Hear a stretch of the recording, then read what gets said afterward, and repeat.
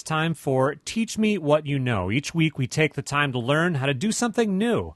Last week we learned how to respond to a medical emergency with the president of Wisconsin's EMS Association. This week we're learning how to write a novel. Tony Vanderwarker had the opportunity to work with John Grisham on his novel Sleeping Dogs, and he writes about that experience and what he learned from Grisham in his book Writing with the Master. A lot of people have thought about writing novels, but are maybe overwhelmed by where to start or how to find the endurance to get it done.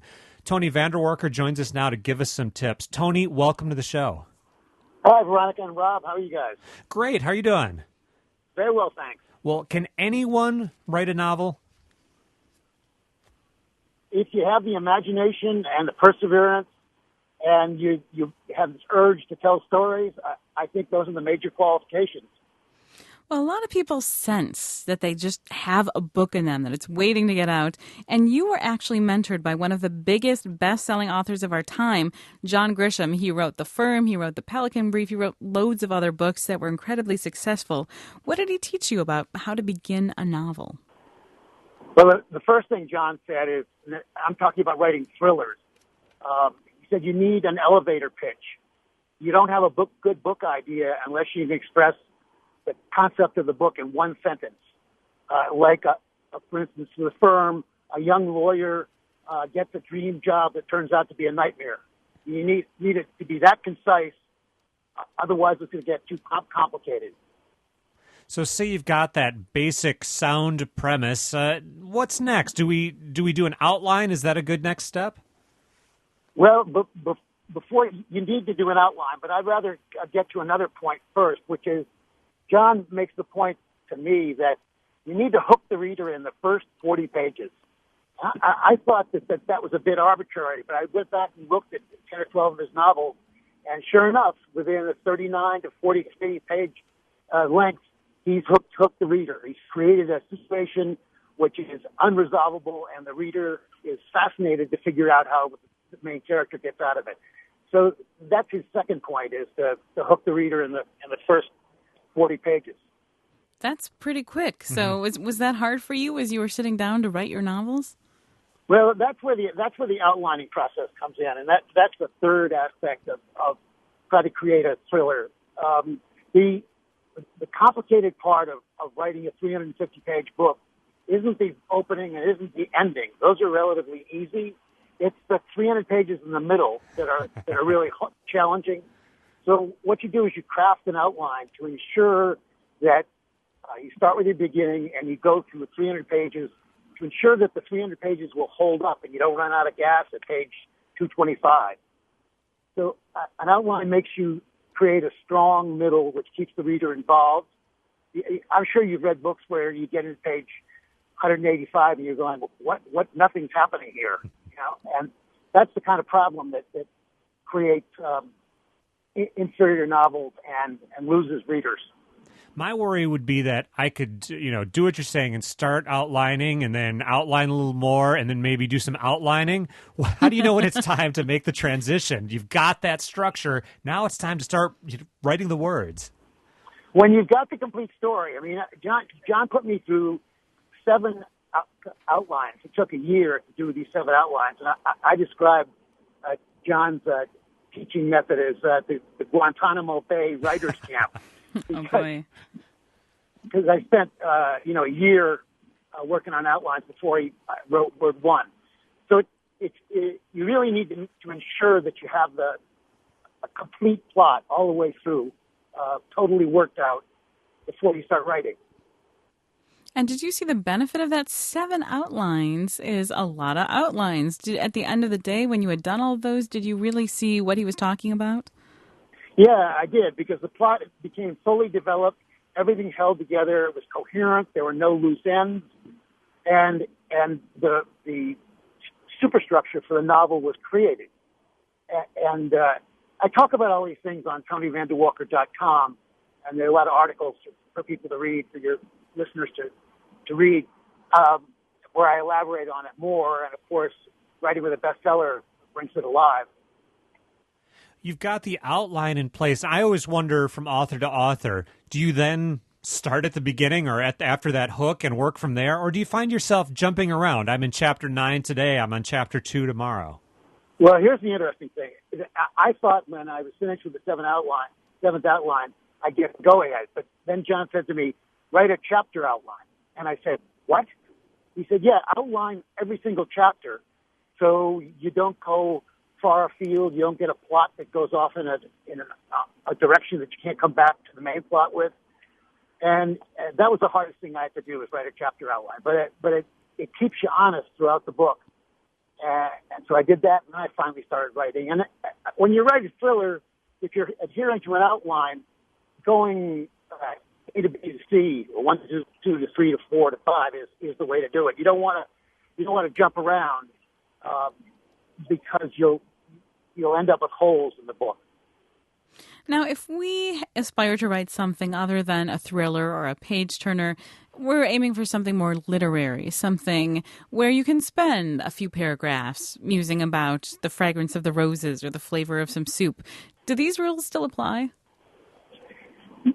No, not entirely. I mean, my feeling about outlines is if you want to make it hard on yourself to write a book, don't do an outline. If you want to make it easier, do an outline. I mean, it's that simple. And an outline for a literary work, which is character-driven, would have much more to do with the character of the person and how it develops or changes throughout the book, as opposed to a pure plot-driven outline. So you sort of watch your character metamorphosize through the entire book in an outline. So you've got your outline again in place, and you're writing. How do you keep how do you set your tone and keep a consistent tone in your language selection and your dialogue? That's what's called the writer's voice, and you ought to have a writer's voice going into the novel, because if you don't have that consistent kind of attitude coming through on every page, the reader's is going to get put off. So writers need to develop their own voice. I mean, every writer has one, and that's what keeps you on tone throughout the whole book. Tony, how do you know if your idea is good enough to be spending all this time, all this outlining on it, or if it's something, that it'll be better left unwritten? That's a great question. It's probably the essential conundrum of the creative process. No artist ever knows whether what they're doing is right or perfect or going to be appreciated. But you try your hardest and bring all your talents to bear and keep your fingers crossed that you made the right decisions.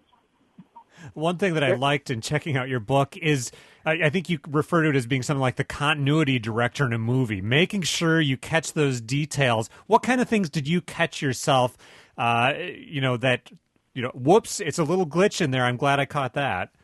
Well, you got typos, which I call ticks, because they occur everywhere, and you say to yourself, how did that darn thing get there? I've looked at this thing 55 times. It's like a tick you get on your head or something.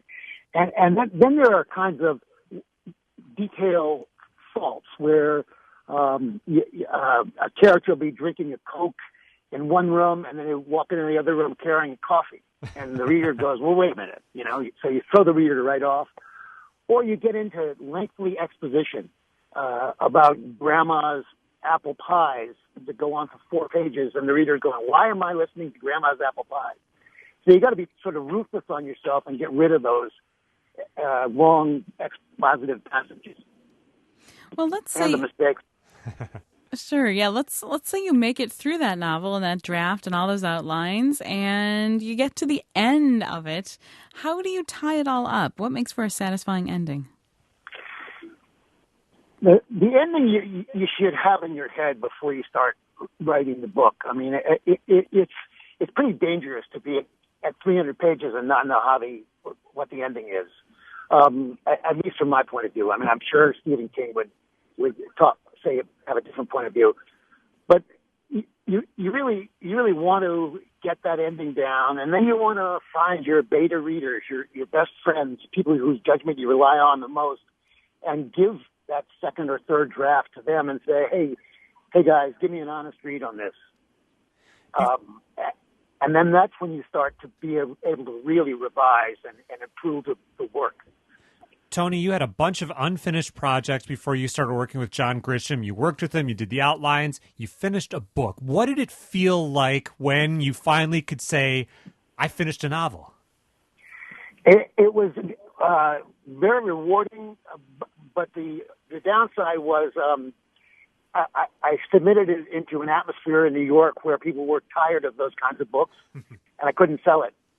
So I parked it in a drawer and then wrote Writing with a Master about writing with John, went back and revised it, and 4 years later the market was different and it got picked up along with Writing with a Master. So having 2 books published after having 7 novels rejected is wonderful. It's got to be a good feeling. And, in our last 30 seconds, any advice about how to get it published or how to publish it, since there are different options today? Well, there's a self-publishing option, which is viable, and it's easier and easier to do. The problem with that is that you're going into a sea of manuscripts, and you need to find a way to get discoverability. You need to find a way to get people to notice your work, and that's a huge challenge. It always requires some investment of time and or money. And the regular traditional publishing route is still an option, and people should keep trying that, keep submitting to agents, get your work as good as you can possibly get it, as perfect as you can get it. Because if you don't get it that way, people will reject you right out of hand. And then start submitting it. Well, Tony, lots of good advice there to take you up on. Thank you so much for sharing your advice and what you learned from John Grisham. Enjoyed talking to you guys. Bye-bye. We've been speaking with Tony Vanderwarker about how to write a novel for this week's installment of Teach Me What You Know.